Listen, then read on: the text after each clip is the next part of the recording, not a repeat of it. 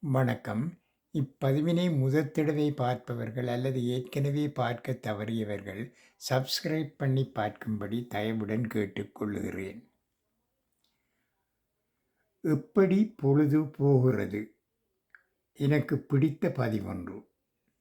60 வயதைக் கடந்து 70 வயதை நோக்கி வாழ்க்கையை நகர்த்தும் பழக்கமான தெரிந்த பெரியவர் ஒருவரிடம், "நீங்க எப்படி இருக்கிறீர்கள்? எப்படி பொழுது போகிறது?" என்று கேட்டேன்.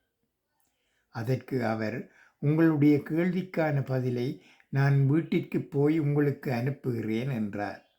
அவ்வாறே அவர் வாட்ஸ்அப்பில் ஒரு நீண்ட பட்டியலை அனுப்பினார். இதோ அந்தப் பட்டியல்.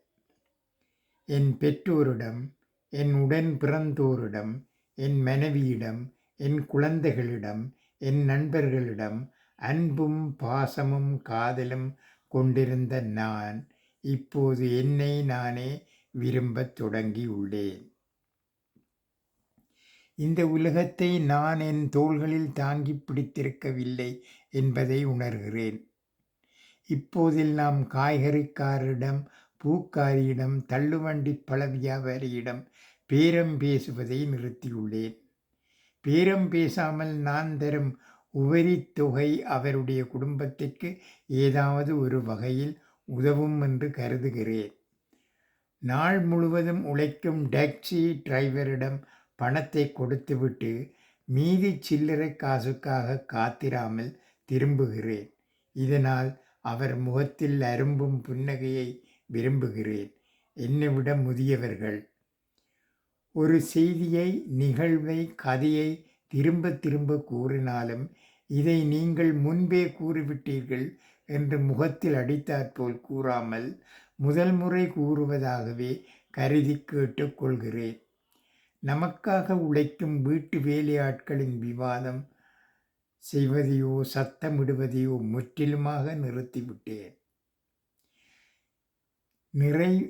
நிறைவை விட அமைதியே விலை மதிப்பற்றது என்பதை உணர்ந்து கொண்டேன். ஒவ்வொருவரையும் அவர்களின் செயற்பாடுகளில் மனமுவந்து பாராட்டுவதில் பெரும் மகிழ்ச்சி அடைகிறேன். என் சட்டையில் காணப்படும் சிறு சிறு கறைகளை எல்லாம் இப்போது நான் பொருட்படுத்துவது இல்லை. தோற்றத்தை விட ஆளுமையே சிறந்தது என்பதை உணர்ந்துள்ளேன்.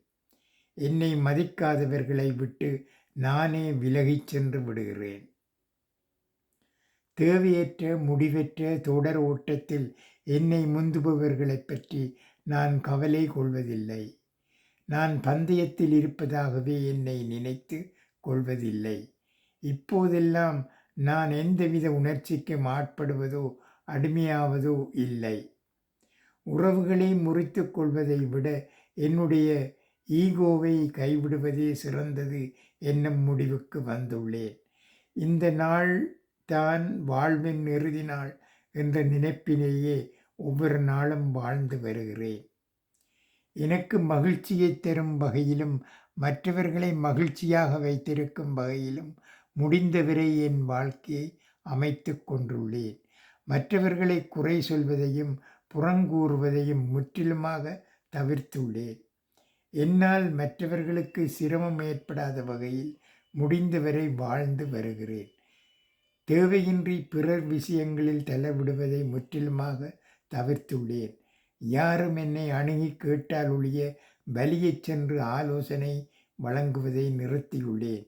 என்னுடைய தேவைகளையும் எதிர்பார்ப்புகளையும் முடிந்தவரை குறைத்து கொண்டுள்ளேன். ஏன் வயதாகும் வரை காத்திருக்க வேண்டும்? எந்த வயதினராயும் இவற்றை பின்பற்றலாமே. அமைதியான, அன்பான வாழ்க்கைக்கு கை கொடுக்குமே இந்த வழிகாட்டல்.